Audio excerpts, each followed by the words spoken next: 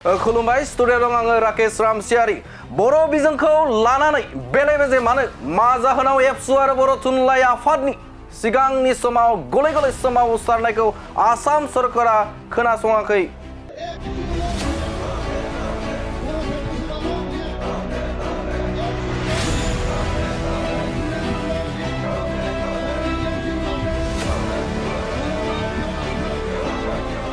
बर' बिजोंखौ फोजोबस्रांनाय बेफोर खैसार नामा?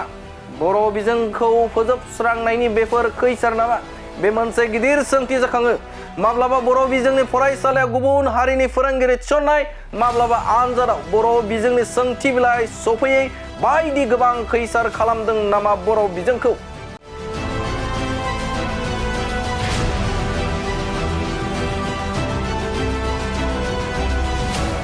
मोनथिखा खोनाखा जे बर' बिजों बे बर' बिजोंफोराव बर' फोरोंगिरि आरो गोबां सोंथि सौफैयो। बेफोर मोनसे गिदिर सोंथि जाखाङो जे बर' बिजोंखौ फोजोबस्रांनायनि थाखाय खैसार खालामबाय दङ नामा सोरबा? थिग बेबायदिनो नैथि गुण'त्सवआवबो बर' बिजोंनि थाखो 6नि सानखान्थि आरो बिगियान आयदानि सोंथि बिलाइखौ इंराजि रावजों दैथायहरनाया मानि इसारा? सासे फरायसाया बर' बिजोंखौ फरायनानै गुण'त्सवआव हरखाबै इंराजि हांखोनि सोंथि बिलाइखौ फरायनानै इंराजि हांखोजों लिरनाया जेबो ग्रेडनि बाथ्रा साननो हाया। बबेबा गंसे फरायसालिखौ सोरबा फोरोंगिरिफोरखौ खैफोदाव खोख्लैनो थाखाय थाखो 6नि गुण'त्सव आयदाखौ बा आनजादखौ होबथानाय जायाखै। बर' हांखोखौ फोजोबस्रांनो नाजानायखौसो होबथानाय जादों। बेफोर गोख्रों बाथ्राखौ चिरां जिल्ला बर' थुनलाइ आफाद आरो चिरां जिल्ला दुलाराय बर' फरायसा आफादा खौरां मेलनि गेजेरजों बुंथिदों। लोगोसेनो चिरां जिल्ला बर' थुनलाइ आफादनि आफादगिरि नगेन नार्जारिया बुंदों दि बर' बिजोंनि जेखि जेंना फैयोब्ला जों अरायबो गसंथागोन। दुलाराय बर' फरायसा आफाद आरो बर' थुनलाइ आफादनि बे थाखो 6नि सानखान्थि आरो बिगियान आयदानि गुण'त्सव आनजादखौ होबथानाय जाहोना जाबाय सासे बर' फरायसाया बर' बिजोंजों फरायनानैनो मोजां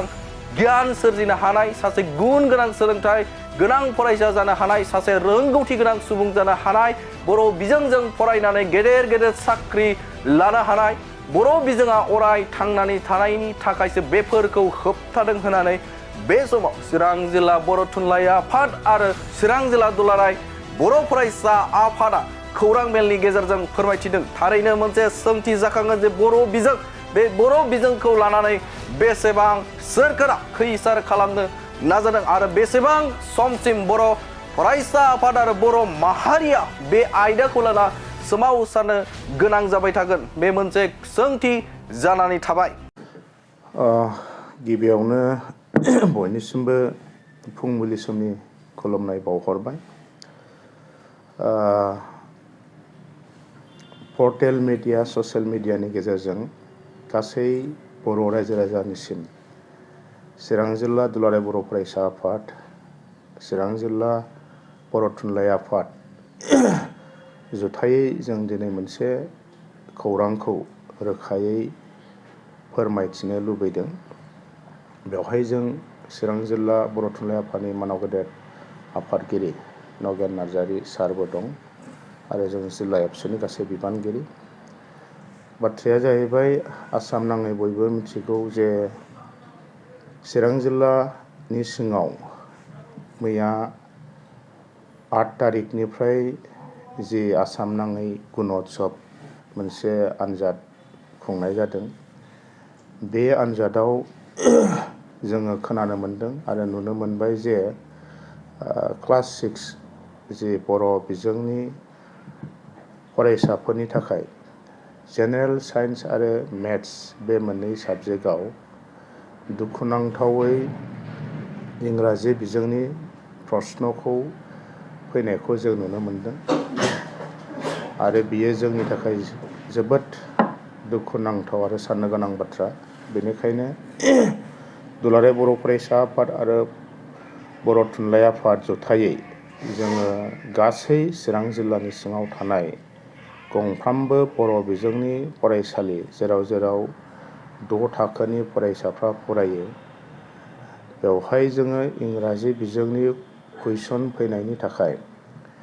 मैयानि जि सेल्फ इभालुएसन जि आन्जाद दङमोन बेखौ जों बयकट खालामनानै होनाय जादों आरो मैयानिल' नङा गासै क्लास 6नि जि गुणोत्सवनि आन्जाद बेवहाय जों मोननै आफादा परिखायाव फरायसाफोरखौ बाहागो लानायनि जोङो फ्राय गोजानाव थानायनि थाखाय खावलायदों आरो बे हिसाबै मैया सेल्फ इभालुएसनाव बन्द जालांजोब्बाय दिनैबो जागोन गाबोनबो जागोन मोनफ्रोमबो आन्जादखौ जोङो 6 थाखोनि थाखाय जों बन्द खालामनाय जादों दा बेयाव जोंनि नोजोर आरो थांखिया स्पष्ट मानोना जोंनि फरायसाफ्रा बर' बिजोंजों फरायदों आरो गोदान सोलोंथाइ बोसोरा थांनाय बे बोसोरनि एप्रिल दाननिफ्राय जागायबाय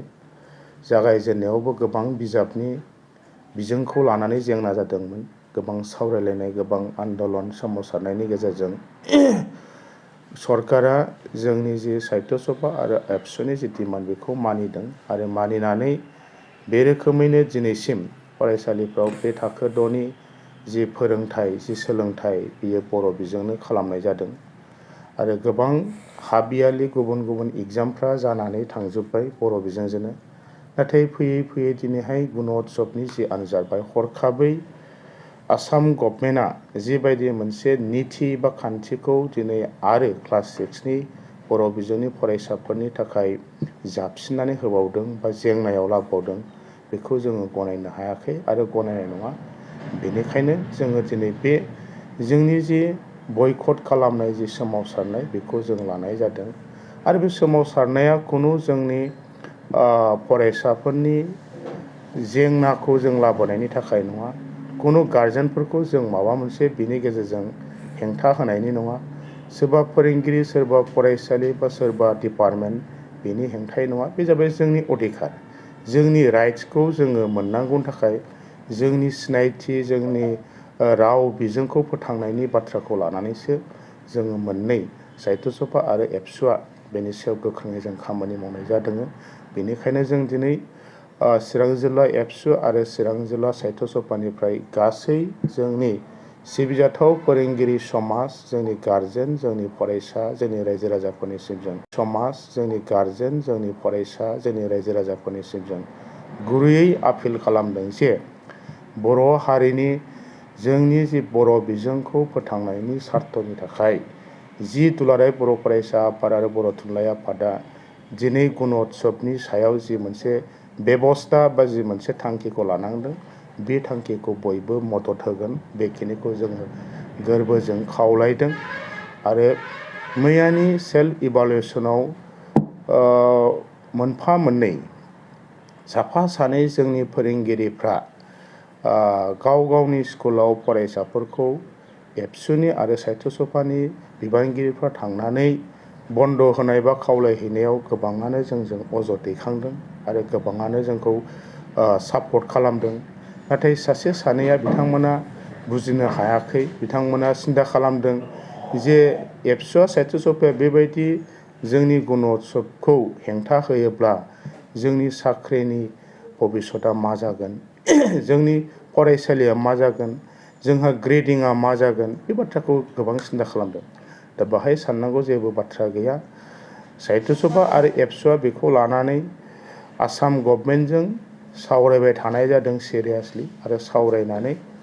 बिनि सायाव मोनसे मोजां सलुसन बा मोनसे बेबस्था फैगोन आरो बे बेबस्थानि गेजेरजों जोंनि गंफ्रामबो फरायसालिया कुनु पथे जेंना जानाय नङा आरो कुनु सासेबो फोरोंगिरिया जेंनायाव गोलैनाय नङा बेनि थाखाय दुलाराय बर' फरायसा आरो जोंनि बर' थुनलाइ आफादा गोख्रोङै जोंनि खुंथायाव थानाय सरकार बिथांमोनजों सावरायबाय थानाय जादों बेनिखायनो जों खावलायदों जे बे गुणोत्सवआव एबसुआ आरो थुनलाइ आफादा बेबायदि थांखिखौ गोख्रोङै लायाब्ला गुणोत्सवआ गमामायैनो जुदि क्लास 6आवबो बेबायदिनो इंलिस बिजोंनि गेजेरजोंनो होनांगौमोनब्ला बरन्स जोंनि फरायसालिफ्रा जिबायदि मोनसे ग्रेड मोननांगौ जिबायदि मोनसे स्टेन्डार्डआव पजिसनाव फैनांगौ बेखौ कुनु पथे मोननो हानाय नङा मानोना नोंथांमोना जागायनायनिफ्राय एप्रिल दाननिफ्राय दिनैसिम बर' बिजोंजोंसो बर' बिजाबजोंसो फोरोंबोदों दा बर' बिजोंजों फरायनाय सासे गथ'आ दिनैहाय गुणोत्सवआव हथादै इंराजिनि कुइसनखौ फरायनानै इंराजिजों लिरनाया बेवहाय नोङो खुनु ग्रेडनि बाथ्राखौ साननो हाया। गतिके होबाय बायोमोनब्ला नोंथांमोननि ग्रेडिंआ नोंथांमोननि जि क्वालिटि बियो एखेबारे डिग्रेड जागौमोन, एखेबारे माइनास जागौमोन। दा बेनिखायनो जोंनि जि थांखि बे थांखिया कोनो पथे बबेबा मोनसे स्कुल इनस्टिटिउसनखौ, बबेबा मोनसे अथरिटिखौ, सोरबा फोरोंगिरिखौ जोङो बिपदआव खोख्लैनाय नङा, बरन्स जों नोंथांमोनखौ बिपदनिफ्राय उद्धार खालामनायनि सार्थ'यैसो बेखौ लानाय जादों। आरो बिनि गेजेरजों जोंनि बर' बिजोंनि फरायनाय फरायसाफोरा जाहाथे मोजाङै बर' बिजोंनि गेजेरजोंनो जि मोनसे गोग्गो सोलोंथाइ लानो हायो, हायार इडुकेसनखौ लांनो हायो, बेनि थाखाय जों खामानि मावबाय थानो आखायाव लादों। नोंथांमोननि मोजांनि थाखाय जों बे थांखिखौ लादों। बेखिनि बाथ्राखौनो गासै जोंनि फोरोंगिरि आरो जोंनि गासै गारजेन, जोंनि फरायसा, जोंनि रायजो राजा नोंथांमोननिसिम जोङो फोसावनो दिनै आखायाव लादों आरो बिनि गेजेरजों बयखौबो मदद होलायगोन होननानै जोङो आसा खालामदों। गोजोन्थों। जोंनि साननो गोरों सुबुंफोरनिसिम गाहाम हामलायथिखौ फुंबिलि समाव हरबाय। दिनैनि जि जोङो फोसावनो सानदों बेनि गुबै थांखियानो जाबाय मैया 9 अक्ट' जि गुण'त्सबनि आन्जाद, बे गुण'त्सबनि आन्जादाव दुखुनांथावै दाखालि थांनाय 3 अक्ट'आव जालांनाय जि सोंलु बिजाब, बियो सानखान्थि आरो बिगियान बे मोननै आयदानि जि सोंलु बियो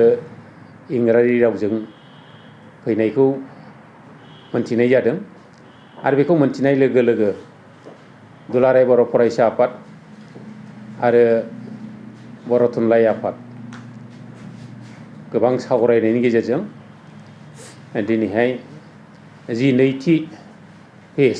बे नैथि पेजनि जि सुमोनथाइ जागोन, गुण'त्सबनि सुमोनथाइ लागोन, बेखौ बन्द' खालामनायनि थाखाय आरो दोनथ'नायनि थाखाय जि सावरायनायाव थिरांथा खालामदों, बेबायदियैनो मोनफ्रोमबो जिल्लाजों लोगोसे दिनै चिरां जिल्ला बर' थुनलाइ आफाद आरो चिरां जिल्ला दुलाराय बर' फरायसा आफाद बिथोनफोरखौ मानिनानैनो मैया जोङो मोनफ्रोमबो थाखो 6 गोनां जि फरायसालि, बे फरायसालिफोराव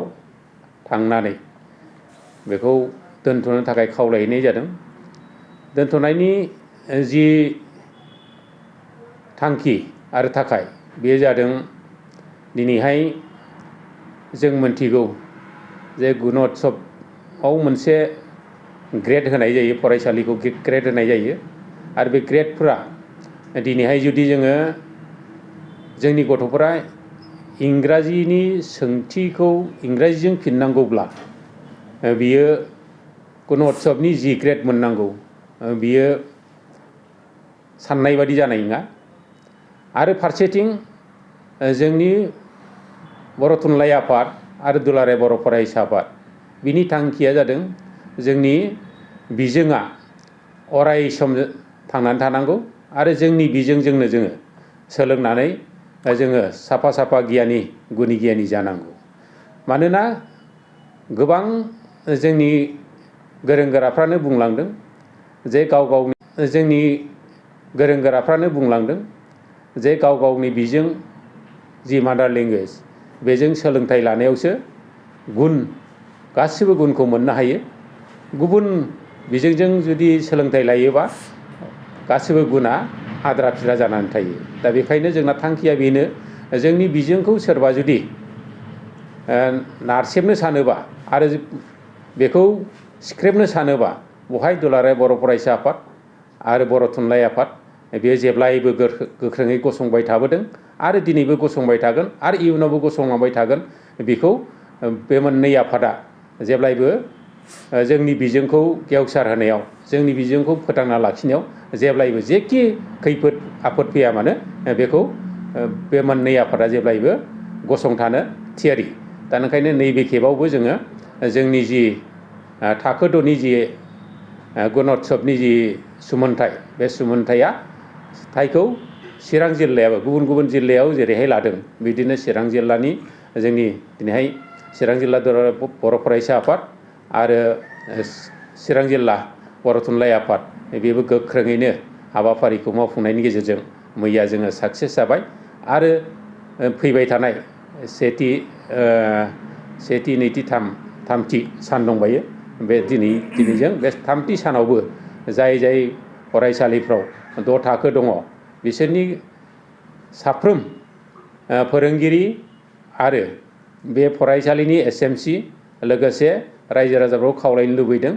जाहाथे साफ्रोमबो नैबे जोंनि बिजोंखौ फोथांनायाव साफ्रोमबो एफा एफा बिहोमा होनानै नैबे जोंनि जि खुद्रिनाय बे खुद्रिनायखौ जाफुंसार होनो थाखाय खावलायबाय आरो नोंथांमोननि मददजोंनो जोंनि बिजोङाबो अरायसम थांनानै थागोन आरो नोंथांमोननि मदद गैयाब्ला जोङो एसेबाबो दुब्ला जानो गोनां जायो ओंखायनो साफ्रोमबोनि मददखौ जों लुबैनानै फोरोंगुरु आरो गारजेन आरो जोंनि जि गोरों सुबुंफोर बिथांमोनाबो फंसे फंनै बुंनानै जाहाथे जोंनि बिजों फोथांनायाव मदद होफायो बेखौनो आं साफ्रोमनोबो फोरमायहरबाय आरो खावलायो दिनैनि जोंनि बे जि थाखो 6नि सुमोनथाइ लानाय बेखौ साफ्रोमबो बन्द खालामनायाव मदद होयो बेखिनिखौनो आं बुंनानै गोजोन्थों।